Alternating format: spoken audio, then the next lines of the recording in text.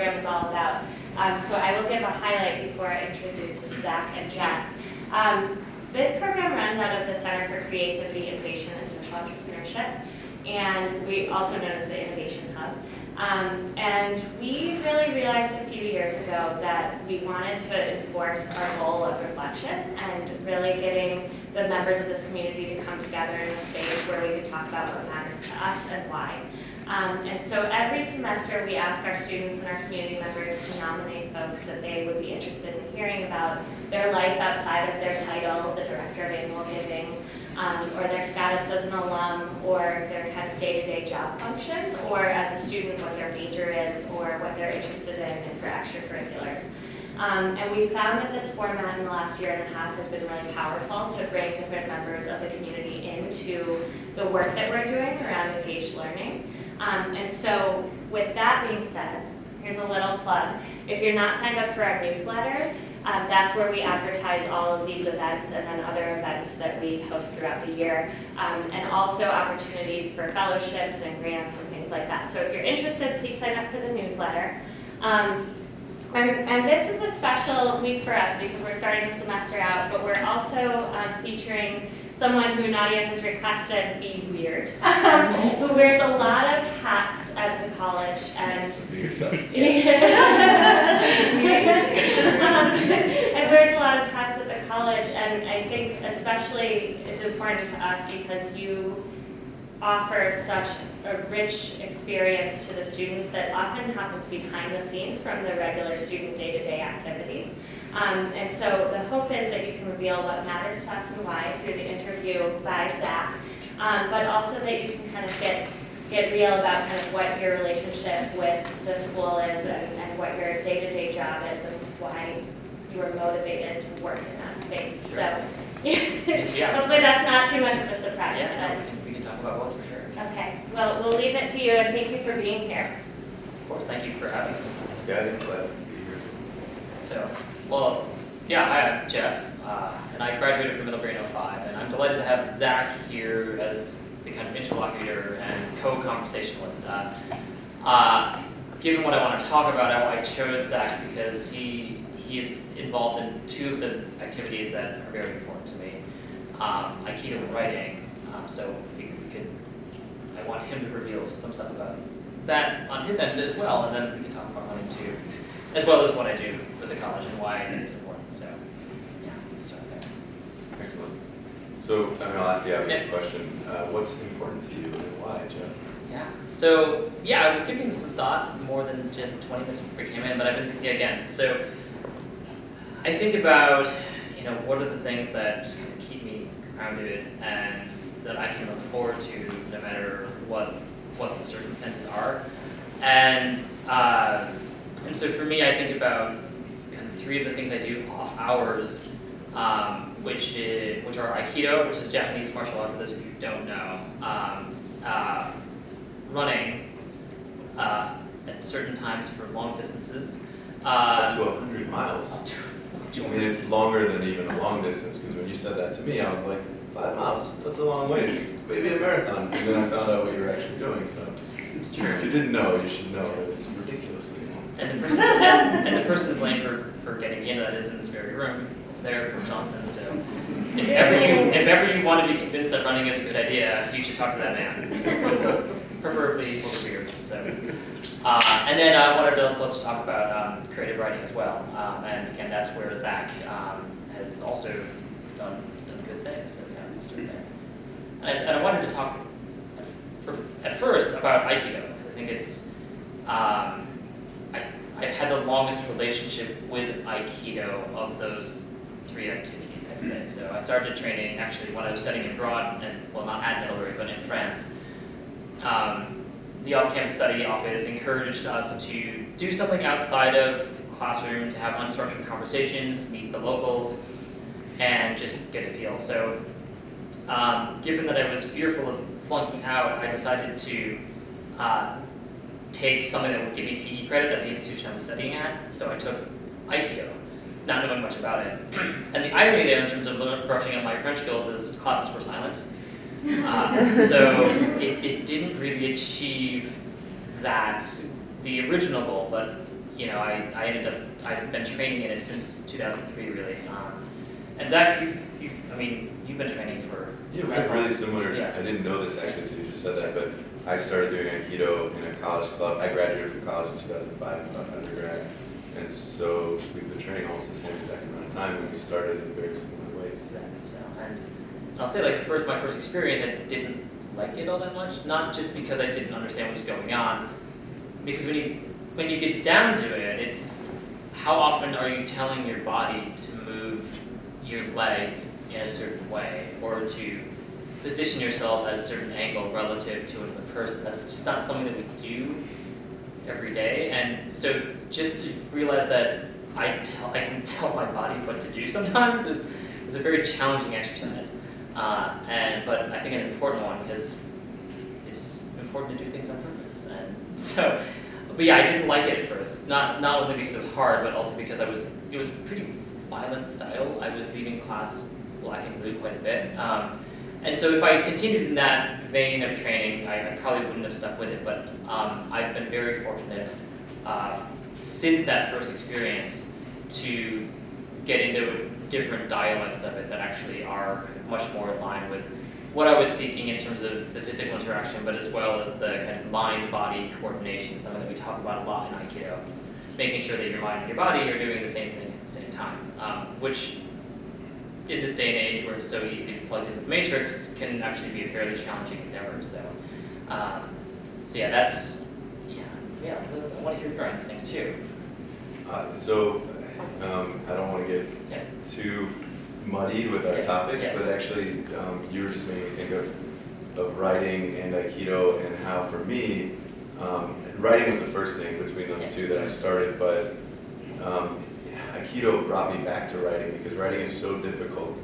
And here's some overlap, like when you're talking about Aikido, you see, or you read something that's beautiful, you see your teacher doing Aikido, and you're like, I want that. But then you go and you write your sentences, and you're like, these are terrible, I'm never going to get there.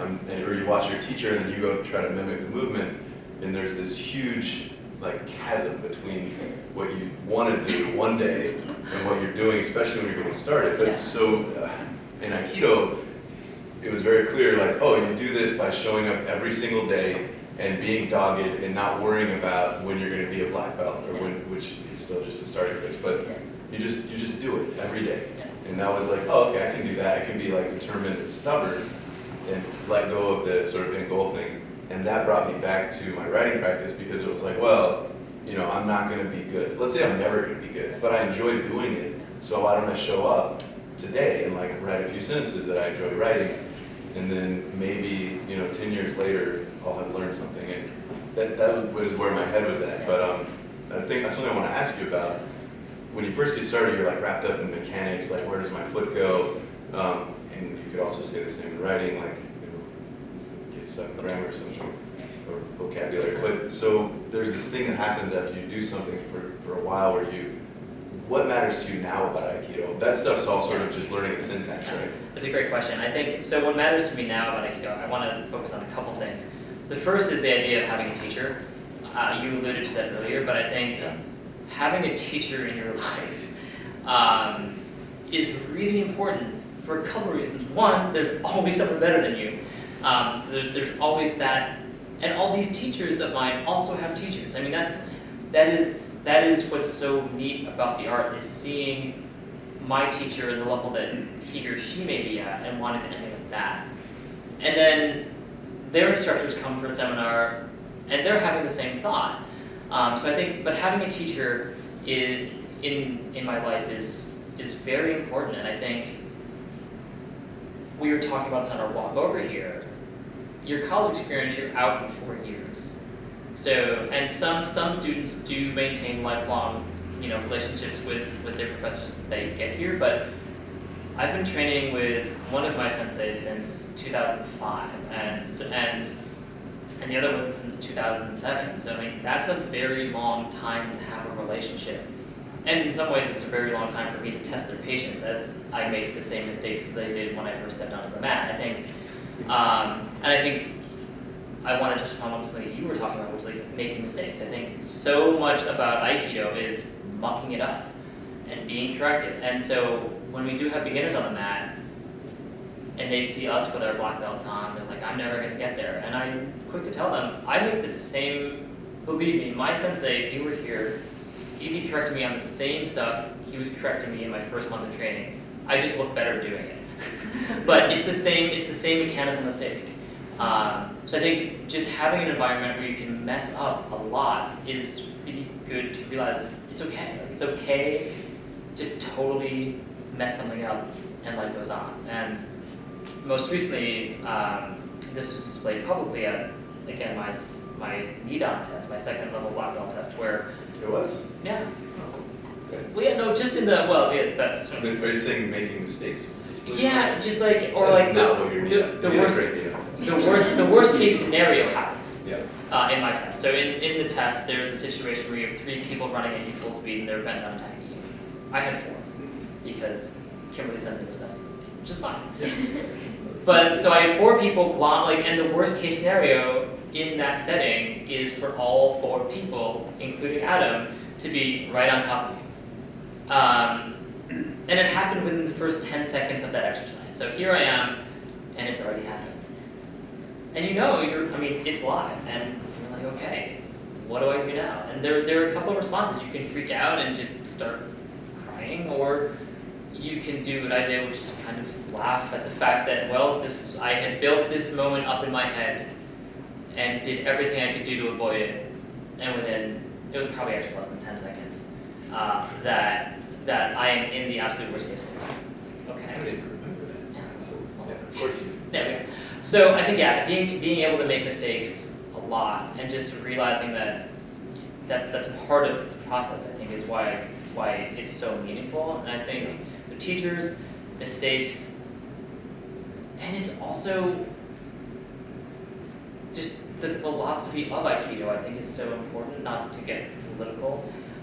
He says it is about to sound political, but it's just so important to be able to interact with the world in a way that's not confrontational. And I think it's very easy to get defensive and confrontational, but I think Aikido really does, because you have people grabbing you. There's someone physically grabbing you by the shirt, or by the wrist, or by the neck, and hitting you. Yeah, sometimes I don't. Sincerely, if they like you. Yeah, exactly. That's very true. It would actually be insincere if I was to attack Jeff and just sort of pull my strike short, right? He never learns what it's like if someone actually attacks him. So it's actually an unkindness to him. If I actually get a blow to the stomach, that's a good teaching moment for me. That meant I didn't do it right. But just that idea of realizing that there's so much in that moment when you're being attacked, because that's the heart of it, is that you can react any way you want to. Like if Zach were attacking me, I could choose to punch him in the face, I could choose to freak out, I could choose to run away, or I could choose to deal with it. And what I mean by that is I can choose to accept what Zach is giving me and say, I might not agree with you coming at me with a wooden knife, but we'll talk about this. And I think so being able to view the world through that lens of, I don't have to fight back, but I don't have to give up. Like, I think there is a middle ground to how you can respond. And Aikido is all about finding that solution that results in both people exiting that conversation with their dignity intact. And I think that's so cool. It's so hard. And that's why, again, Zach mentioned the mechanics of it. That's what you do before you get your black belt. After you get black belt, you're still working on the mechanics of it. Oh yeah. But yeah. Totally. but the mechanics and the movements are a way to attain that beyond physical connection with the person or people that are attacking you. And so that's why I still do, and that's why it matters so much, because it's so easy to want to react quickly. But if instead you just take a breath, that's all the time you need to realize, oh, there's actually not that big of a problem. And I wanted to say one other thing that I'm trying to recall about why it's so important. But I'm sure it'll come up. I've got another thing about Aikido, or we can let's right? yeah. So I'm going to try to say this in some cohesive way. But so Jeff mentioned that his first class was silent, as was where I trained, and we had similar even parallels there. I trained this pretty violent organization at first. And so, but there's an interesting thing there. Obviously, where we are right now on a college campus, you learn through speaking, right? You learn a lot through speaking and then maybe notes, but you learn through using language. But in Aikido, there's even this phrase used that you're stealing from your teacher. You learn from close observation, and then you try to do what they're doing, and you inevitably fail, and then you try again, and you try again. And there's almost never a moment where someone will intervene in your personal journey to learn how to do that with your own body and correct you. It'll happen occasionally, and especially if something dangerous is going on, but it's always your journey. So even if a senior sees you struggling to understand something, it's not necessarily their place, especially if they're not the one teaching that day, to step in and say, no, just put your hand there, because they're robbing you of a moment that could be yours, sort of in the fullness of time or something, not to get too grandiose. But there's an interesting different pedagogy there, which also relates to how we communicate with each other non-verbally when we're doing martial arts, which, anyway, I feel like there's lessons there about how we can sort of coexist. No, I'm really glad you brought that up, because that's my attempt at getting, there's no question there. Yeah, no, but I want to riff on that for a quick second, because again, I'm with a couple people in the room that I train with, and we don't, I mean, it took Adam and me, I think, 3 months of going at each other to actually talk to each other after class. Now, again, no animosity, it's just like, there's just not a lot of talking. But our particular dojo is great in this way, like, there's not a ton of talking, but there's a whole lot of smiling. And again, like, this is when you're loading people onto your hip and throwing them across the room, and it's like, oh, that was great, like, that was really fun, like, let's do that again. But again, it's an embodied experience, and I think, again, that's another, I'm glad you mentioned that, because it's the couple of times a week where you're not in your head, you're actually in your body, and you get to experience life through that. And I think that's another reason why running is so important to me, is because it's a time to experience the world through my body, as opposed to thinking about things all the time. And the other things Zach brought up is that it's also a language. I mean, Aikido, it's a martial art, but it really is kind of a foreign language. It's teaching you how to dialogue with your own body. It's also teaching you how to dialogue non-verbally with someone who doesn't agree with you. And I think so, being able to have that conversation that is based in disagreement. I do not agree with Zach attacking me with a sword. Like, I don't like that. Too bad. I know, exactly. But he's like, no, I'm gonna come at you. And it's like, what do you do there? What do you do? And, so yeah, having a body, and again, as we were talking on the way up, some of the more interesting experiences we've had have actually been doing Aikido in countries where we don't speak the language. So Zach has trained in... I was just in Berlin for a few days, but it was really neat you had this experience in Ethiopia. In Ethiopia, where, again, I do not speak Amharic, very few people there spoke English, but I went to this dojo, and all of a sudden, I am having people grab me and attack me, and I'm doing the same to them, and it was so interesting just to have that common footing of, oh, we know how to move together. We don't know how to communicate with our words, but we are talking to each other in a very interesting way. It's incredible. And in Guatemala too, I speak Spanish, but I'm not fluent, especially, in the heat of the moment, like, I'm not gonna really, my Spanish isn't that good, but it's beautiful what you can know about someone non-verbally. And we were talking about this with Adam too on the walk up, that so much of your ego or your non-ego, your willingness to participate, or the things you're working through can be present when someone attacks you or you attack them, especially after you've been doing, it could be any martial art, I think, or other arts for long enough to know. And so if someone's they really want to throw you really bad, which actually in Aikido just doesn't work, and you have to kind of be relaxed for it to work, it's neat the connection you can make, and you can see someone, see their intention, sort of see who they are. And listen to them. And I think that's actually, when I think about the 3 activities I listed, Aikido, writing, and running, what I think one of the reasons that I value all three so very, very much is that they're all listening exercises, all of them. Aikido can be a talking art. Again, I can always be the one talking, but it's better if you listen. It's better to listen to the feedback your partner's giving you, because I can, again, in a situation, be totally convinced that I want to do things one way. But if my partner is resistant, I have to be respectful of that. Otherwise, it turns into something that isn't what I'm doing. Again, same thing with writing. Writing, it can sound like talking, or it takes the form of talking, but it's really translation. I mean, it's and same thing with running. I mean, running it's an exercise of listening to my body. And sometimes it's listening to very unpleasant things, as my ultra running friends and they're going to test you. It can be, ow, ow, ow. We should stop this. We shouldn't be doing this. My salt levels are dangerously low. Okay, now I'm happy. Yeah, so it's a way to, all three of those activities are a way to listen in a world that values talking. Yeah.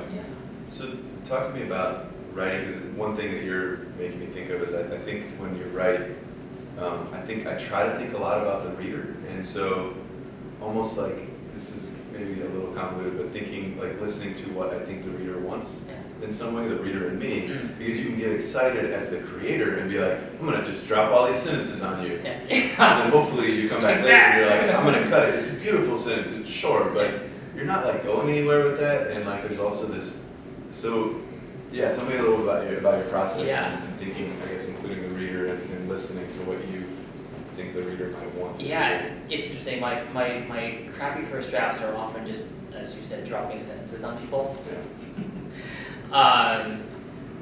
But yeah, I think my goal and so we have different subject matters. Zach writes mostly fiction and I write mostly nonfiction. And so my own goal for the audience, what I'm thinking about is like, how can, and this, so take this with a grain of salt, but my goal as a writer is to make the audience uncomfortable as quietly as possible. So that's always what I'm driving towards, is because I can shout it really loud. But it's more interesting if I let the reader turn up the volume on my behalf. So that's kind of what so I think of it as an interactive process of, you're going to do, in the same way we interact with art, like, I am, putting something on the page, but if I say too much, I leave nothing for the reader to experience. So is that an answer to your question?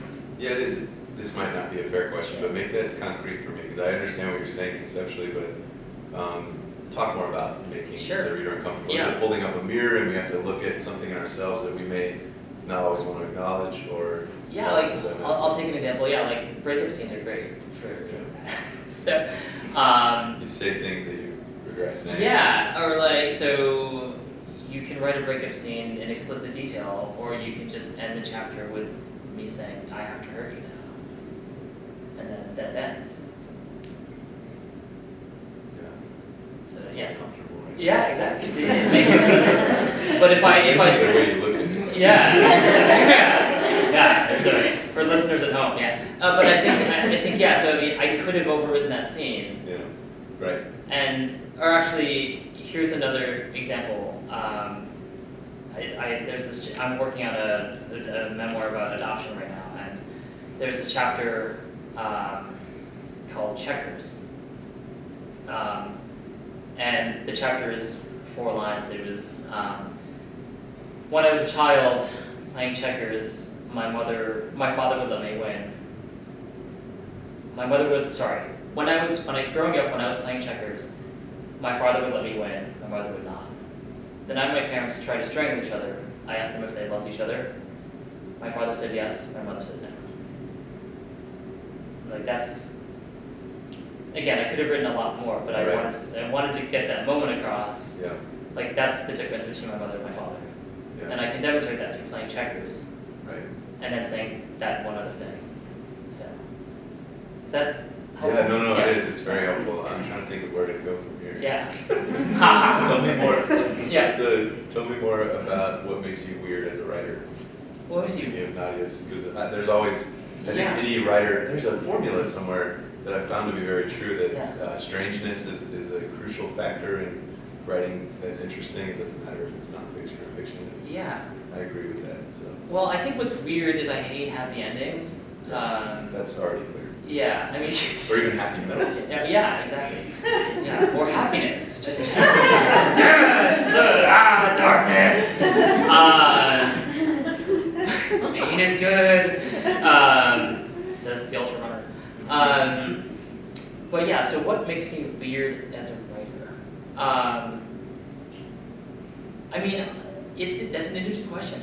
I think all writers are kind of weird, in a way. And I say that lovingly, of course, because I'm dating, and she's here. But I think, what makes me... Or maybe what is strange in your writing, and maybe things you've discovered that are alien and surprise you. Well, yeah, I think that's... Those things also come. Yeah, so I think one of the things that... Because you'd be really boring and come up with, like, I don't think Kafka is that weird of a guy, right? Yeah. Yeah, so no, that's a great question. So because I'm writing this memoir about adoption, there's a lot about this that I don't know. Yeah. So I have to think about that, and I can make up a story. And some of the stories I make up are really weird around that. Like one of the scenes that I find myself interested. It's interesting that I'm obsessed about it. Is the C-section. Mm-hmm. That because apparently I was born by C-section. It's just like obsessing with that scene of someone cutting someone else open and then taking me with their hands out of someone's body, them losing a liter of blood. Like that's what happens. But I know that's what happens scientifically, but that's all I have to go on. Yeah.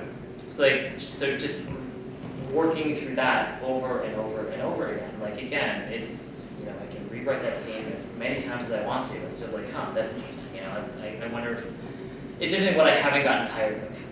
And from a craft perspective, just so I'm understanding, is that something, because I could see you writing about that as a trope that you return to like almost a lens that you're turning this way and that to try to maybe understand yourself or where you're coming from? Or is it something that you've rewritten many times and you're only going to include once? Does that question make sense? Yeah, no, it totally does. I have done both. So in the current version of it, there are several different vantage points. Yep. One of them is asking questions of my imagined birth mother, and others are me stating what probably happens, just based on how C-section. Right, there's the objective, yeah. pseudoscientific. Which again just in this scene, I'm going to focus on what the sound of skin getting ripped open with a scalpel sounds like. So one time, what did it sound like? Or even asking my mother, like, were you cold? Or what was going on? So I think, there are any number of ways that you can approach. So again, there are several versions that I've discarded, but there are different vantage points of that same scene as one example. Yeah. So. Interesting. I'm just thinking about how all writing is inherently perspectival, I guess. Yeah. It doesn't matter, again, nonfiction, fiction, and something I've learned, like when I was younger trying to write fiction, I'd be like, well, I've never done that, so I can't write about it. But the truth, what you realize is, like, especially from first person, but even from like a close third or even an omniscient third, you don't have to know how a certain industry works. You have to decide, like, the concrete details to evoke it, and it doesn't have to be that many actually, because you're choosing where the focus is going to be. But so maybe if you can talk about how you deal with perspective. I mean, time. I've never tried to write a memoir or anything autobiographical. Well, I've tried and failed terribly and sort of dropped it. I did that with fiction. But it seems so hard even to decide, like, do I write from who I am right now? Do you write from the perspective of who you were? Yeah, that's a great question. I think, so let's see here. I have done both, and I think I'm better at writing about things when I have a distance from them. Mm-hmm. I was. You mean a distance temporally, like Yeah. writing about your 15-year-old self as opposed to Jeff right now? It's or- easier for me to write about Jeff in Paris now than it was Jeff in Paris the year after he was in Paris. Right. I'm glad I wrote all the crappy first drafts and all the journal entries from that year because it was so miserable. Yeah. But the writing is better. It's better writing now, but and this is a plug for taking notes. You know, every time I think I'm going to remember something, it just never happens. And so just making sure that there's a record of it somewhere so I can go back to it is something that's taught me. But yeah, I think I need a little bit of distance, and I don't always give myself that because it's too again I overwrite when I'm too close to it. Yeah. Because I want people to understand exactly what happened, but Right, which never will happen. I mean, it's almost like, this is what I think we were talking about a little bit ago. You're sort of opening the door for someone to find themselves in this scene. yeah. Yeah.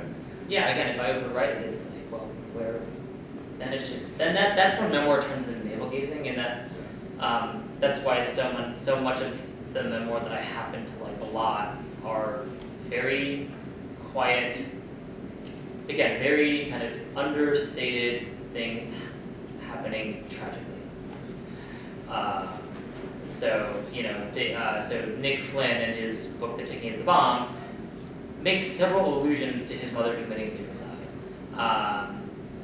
But he doesn't come out, so you know that she's dead, like pretty early on in the book. And of course he knows that the reader is curious, morbidly so, about finding out exactly how that happened. And there are several allusions, up to and including she had a gun but didn't use it.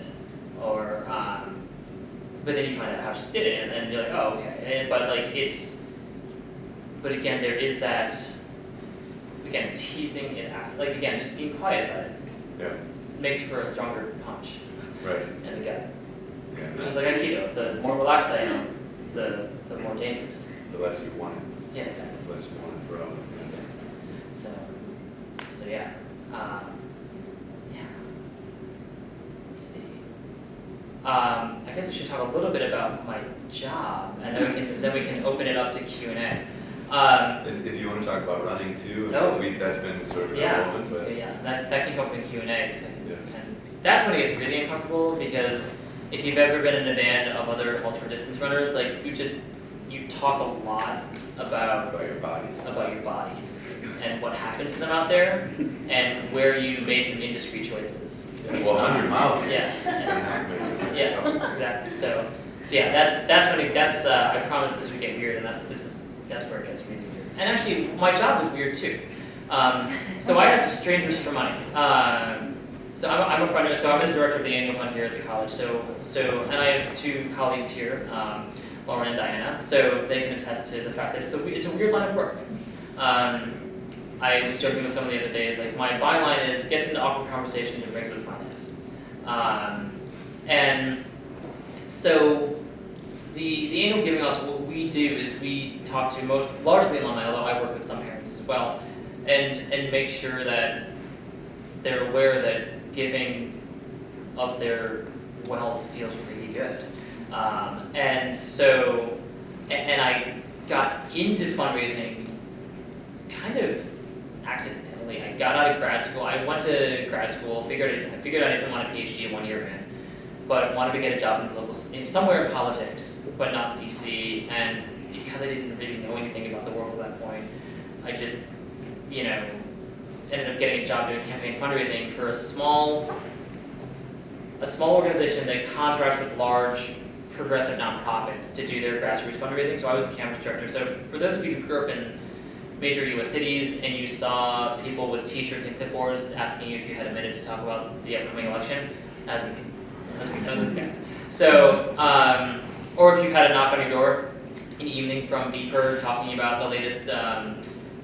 I think last year they were campaigning against restarting Yankee, the nuclear plant. So I did that for a year, and the joke behind that work is the hours are long and the work is thankless, but at least the pay sucks. So I did that for a year, and I'm really glad I did because there's no better baptism by fire than asking Bostonians what their opinions are. And so I was. They were not reticent. Oh no, they are an extroverted bunch. So I got verbally beaten up 5 hours a day, 6 days a week, just doing that. And so I came to Middlebury because I went here, and I started fundraising for college, and I've stayed. And the reason I like what I do, and the reason I think it's important is because asking people for a lot of money is not asking them to do something unwillingly. I'm not we have this reputation of being schmoozers and arm twisters. I mean, Aikido, I am an arm twister, so that's true, just not in my professional context. But fundraising, when you're talking to folks, whether they're giving $25 or they're giving $1 million, the reason they're doing that is because their values are aligned with yours, and they think of it as a partnership. I mean, in a partnership, party A wants to do something that they can't quite do, party B wants to do something that they can't quite do, but together they can, and that's what philanthropy is. So in a way, philanthropy is people, in my job as a fundraiser, is having a conversation with someone who has an idea of what the world could look like, and asking for their investment in that vision. So the idea is Middlebury is producing some of the most interesting young graduates out there. And it's really important that you give me a lot of money to make sure that we can continue our mission of doing that. And whatever, and that's what, you have to be passionate about the mission. So the mission has to matter to you. And because I've seen people What's try the to. mission? Oh yeah, so the mission, my mission, and the reason I fundraise for the college is because I want everyone that's qualified to be able to come here. And Middlebury is, sort of thing, it's expensive price tag. So there are people that surprising can't afford to come here. Yeah. And so I get out of bed every day so that I can call upon people that care about their alma mater enough where they say, yeah, no, I agree with that. I want everyone to come. So dig deeper. Yeah. Why is coming here? Because that's not the end goal of that mission, right? So coming here is almost the starting place. What do you see as why is coming here important and enabling anyone who wants to important to make it possible? Yeah, I think it's important because coming to a place like this, and it's easier to be connected to the world now than it was when I was a student. Cell phones weren't here until my senior year, so you were actually in the middle of nowhere. And if I called my parents more than once a week, they thought I was either in trouble or needed money. So, it was. But regardless, it is still physically remote, right? And I think that matters somewhat. But I think the important part of why an education at a place like this or as a job, it's that's where you went, right? Yeah. The opportunity to have the kind of conversation we're having right now in a small setting, and again, as an Aikido, realizing that not everyone's in agreement, and that's okay, and that can feel threatening, but I can still choose how to respond. So there is that element of getting into your, because I was a political science major, my first day of class was September 11th, 2001. I took American foreign policy. This spring we invaded Iraq. I was in Paris, France, the year the torture scandal broke. So it was a pretty interesting time to be a political science major. And as you can imagine, there were some very strong opinions on both ends of things in terms of what we should be doing. And I will never forget American foreign policy with our discussion section. It just so happened that day that all the Democrats were sitting on one side of the table and all the Republicans were sitting on the other side of the table. And we didn't really realize that was the case until the conversation started. Oh, okay, this is very interesting. But I think the reason that's important is because some of my friends that I have from Middlebury are people that I disagree with pretty strongly on a lot of issues. Yeah. But it's important to me that I have those friends so that I realize that, I'm not right all the time. Yeah. contrary to popular opinion. I'm Yeah. terrified that we're losing the ability to think critically, and that we have these pockets where it's valued. Yeah. I don't want to promote a certain ideology when I say that. I don't, yeah, like you just said, I think it's important to have dialogue and to be able to have dialogue and to be able to make observations like, well, to reason, right? And hear someone out and hear their side and maybe be swayed if they make a good argument. That seems to be largely out the window, and you don't, and this is not, I don't want to batten on public institutions, there's some great ones out there, but I went to a big public institution for graduate school, and the amount that all of my undergrads that I was teaching were just trying to check a box, and I'm like, but can I ask you a question? Yeah. Can we talk about it? And they're like, well, what do I need to know for the test? And I'm like, come on, man, can we do this thing instead? Yeah. So I mean, that seems like part of what's at the heart of when people are giving you, whether it's 25 or $1 million, Yeah.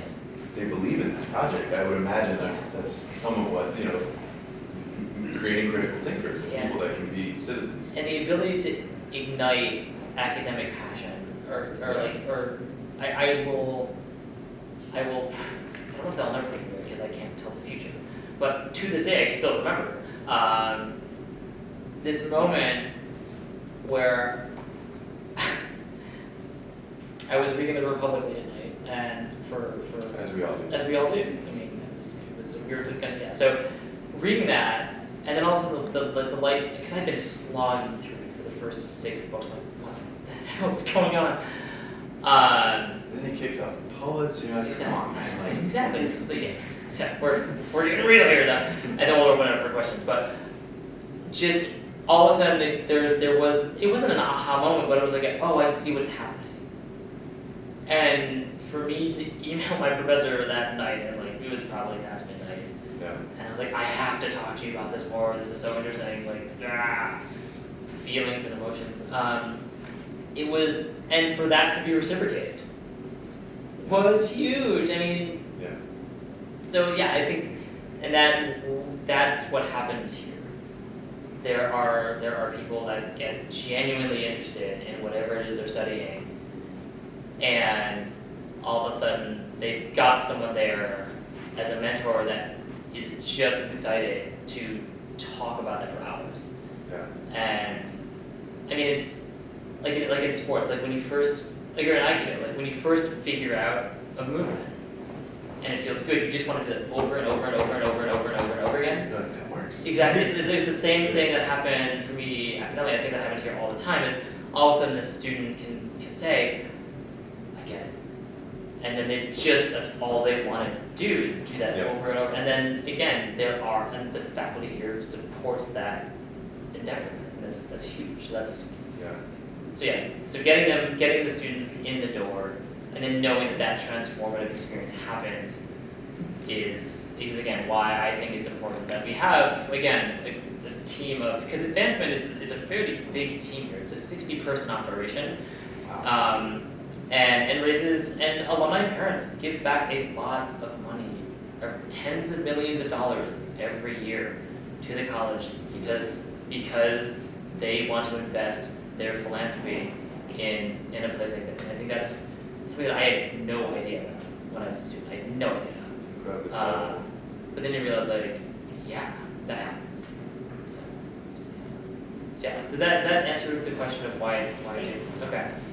So Zach, thank you so much for interviewing. Like I said, I wanted something that was hard hitting. And Next we're talking about Charles Murray. Oh, No, I'm just kidding. I was jokingly threatening him, and I'm like, yeah. So yeah, thank you, and thank you to Heather and Nadia for having me to this event and for encouraging me to be weird. I hope I delivered on that and did out. I can get weirder in Q&A if so desired. the next bit will be an interpretive dance, right? I'm gonna put on We Are the World. You know, I almost brought my weapons with me so that we could show a couple things, but then I figured that'd be too indulgent. So, yeah. I know, we could totally. Anyway, so I think we'll stop there and then take questions. Yeah.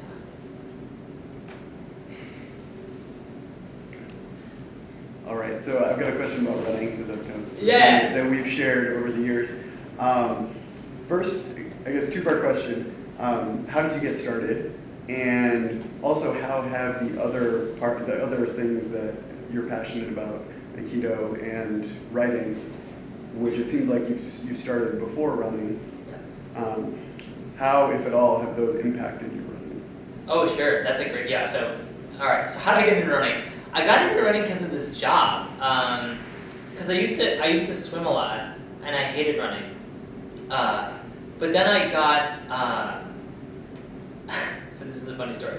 I'll tell it as quickly as possible. So I got into running because I was traveling twice a month and eating out 3 meals a day for work. So I said, if I don't run, I will regain the freshman 15. And so I started running, and then I started getting lost, which is how it turned into distance running. So it started out, I'm just going to go for a 3-mile jog outside my hotel. I'm like, oh, my hotel is here. And I didn't bring cash for a cab. So that's how it got longer, was I got lost. So, and then I won't get into the story of how I got into it. Well, the short of it is I got into long distance running on purpose because of Bert, because he brings boundless enthusiasm to everything that he does. So when we started hanging out, because I had Bert as a professor, when we started hanging out when I moved back, he said, I marathons every so often. I'm like, oh, okay, cool, that sounds really dumb. And then a year later, I'm like, yeah, okay, I'll do it. And then a couple years later, Jeff, I'm gonna try a 50-miler. I'm like, yeah, that's ridiculous.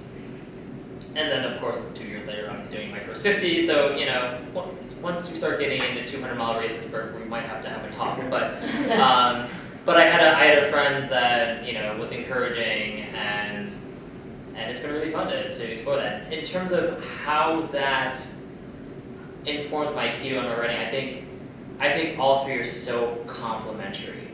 Running is a space for me to think a lot, because I don't run with music. So I could be in the woods for 8 hours during a training run and I just have nothing but the sound of either my feet or the anger of how much pain I'm in my head. But in all seriousness, that's often a time for me to think about my writing and what it is I want to do, and just start planning out, or thinking through chapters I want to revise or things like that. So, and then in terms of Aikido and running, I think they complement each other in a very different way, especially when you get into ultra marathoning. Because in Aikido, there's this wonderful concept. It actually comes out of swordsmanship. And we did a chanting exercise earlier this week, where this chanting exercise we did for 10 minutes and we're exhausted. And it's normally a 4-day exercise where you do it for 4 days straight, with breaks in between. But you were chanting and screaming and swinging a bell 4 straight days while someone's hitting you on the back with a staff to keep you going. And the entire idea there is you're exhausted, but you nonetheless you just keep going, because there's just no way out. So ultramarathoning is the same thing. It's like if you just don't stop, all of a sudden you've gone for a while. But it's also just like this. There's a clarity that you get when you're that exhausted. It's a really fun way to experience the world. Again, when you're exhausted during a martial arts demonstration, where your sensei has intentionally just worn you out. It's the same sensation of, again, seeing Ben at mile 70 and realizing I still have 30 miles to go. But it's you just get to a different place. And that sounds kind of esoteric, but it's the equivalent of just being punch drunk, I guess.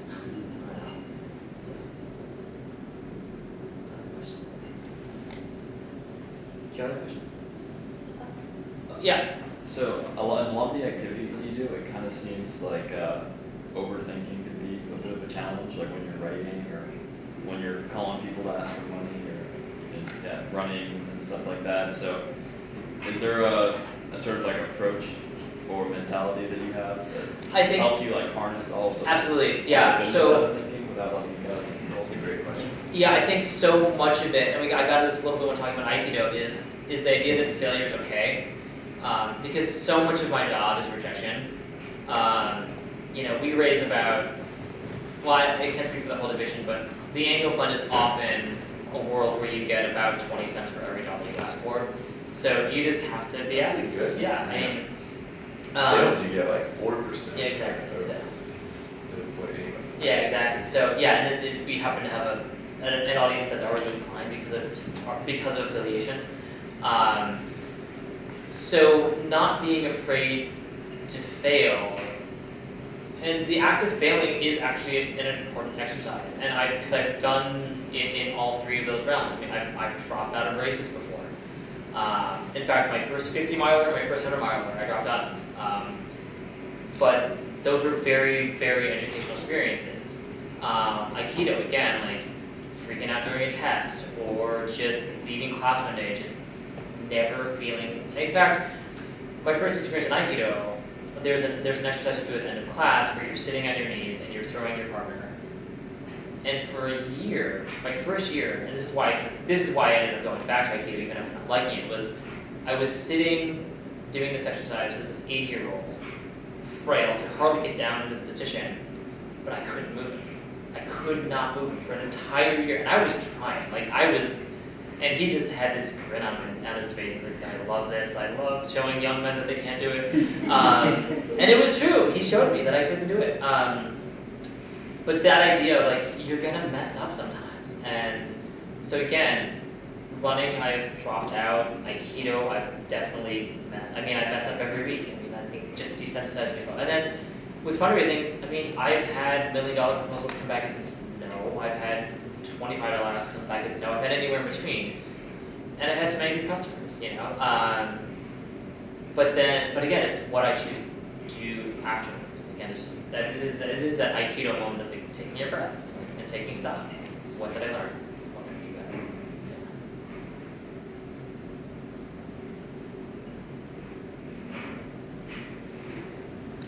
I'm surprised you don't. This is when you get to grill your boss. Ask them about weird, like, Oh. what's the weirdest thing about you that they don't know? Oh. I know, I'm nervous. There've been a lot today, but. Yeah. Yeah. Given the That hasn't yet been revealed in the last. Yeah. What's the weirdest thing? I don't know. They know a lot. I don't hide much at work. It's like. Do you keep things in your beard when it's longer? I cannot confirm or deny. Could just be snacks. Well, actually, yeah. All right. So yeah, here's a really gross thing. All right. So so I had a much bigger beard. Actually, Yeah. Here you go. Or play the music. No. Yeah. No, this isn't that bad. It's. But again, like I told you, the grossest part would be about running. So I had a larger beard during the 100 miler, and like, one thing I noticed is like, cheese. well, yeah, like I kind of was like, oh, like it's still there, cool. Like, so to be running, like, oh, good, like there's still food.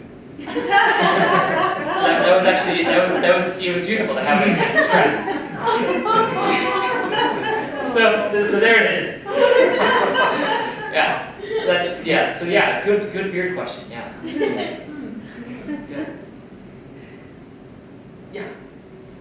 Mine's just when, I know there's next race coming up, right? Next race is April. Are you doing it then? The run-up? We're doing a 50K in April down in southern Vermont. Should be fun. I haven't been training enough, but it'll be a good excuse, So yeah. So yeah, 50K in April, 100 miler in July, and I guess I'll do the marathon in May. It's a good training run. Yeah. So you've been a member of this community for a really long time, Yeah. and I am wondering, beyond connecting in with mentors and professors that can get excited about learning and ideas with you, if you have any suggestions for the students on how to take advantage of being in this community and being a part of this community. Oh, that's a really good question. So what I did is I got a job off campus when I was here, and that just introduced me to a whole different level of. So I worked at the pharmacy. I worked at Marketplace Pharmacy, so I was the technician that stood between you and your prescription, so that was fun. But I think, it was good to be in town just to, so there's that. I think the best tip that I ever got, if your means allow, is get a bike, because it opens up the world. But in terms of like how to interact with the community, because I don't think I am lucky. I got to do it over again because I think I was a little too insular as a student, and I think I didn't get out into the woods enough. I've told, Karen and I've had her crossover sometimes, and I just say, it's usually late in the spring before they graduate, like, just make some terrible decisions. But in all seriousness, like, what can you do to interact with the community? I mean, some of the most fun things I've done is, I volunteered for a couple of years as a hockey coach, and that was a ton of fun.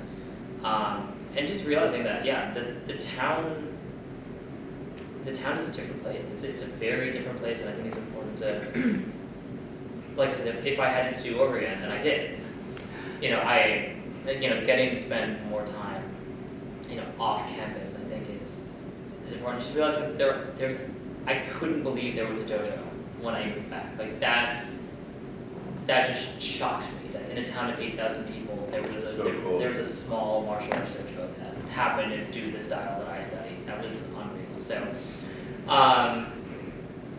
just realize that the town, there's not a ton to do, but there is enough to do. One of the things I love, one of the pieces of advice that I have from my teacher's teacher in Aikido is, he says that you should do breathing exercise every day, but absent of that, listen to interact with or listen to something non-man-made. So like interact with a non-man-made object, or listen to something, or try to find the sound as it gets quiet. Because right now we can hear the air circulating. You can hear doors closing, more doors closing. But what can you hear that isn't? That's nature. I think because he said like that is enough to calm you down. Just trying to find nature through sound. And so that was just a really interesting exercise that is surprisingly hard to do. It's easier here in Vermont. But yeah, get outside. That's my biggest regret when I was a student, is not getting outdoors enough. So, because it's right there. I mean, we have an 18-mile trail that connects to campus. I mean, or you can just get lost like me, So anyway. Thank you, yeah. Thank you so much. It's his birthday. He turned 21 today, so. For the 14th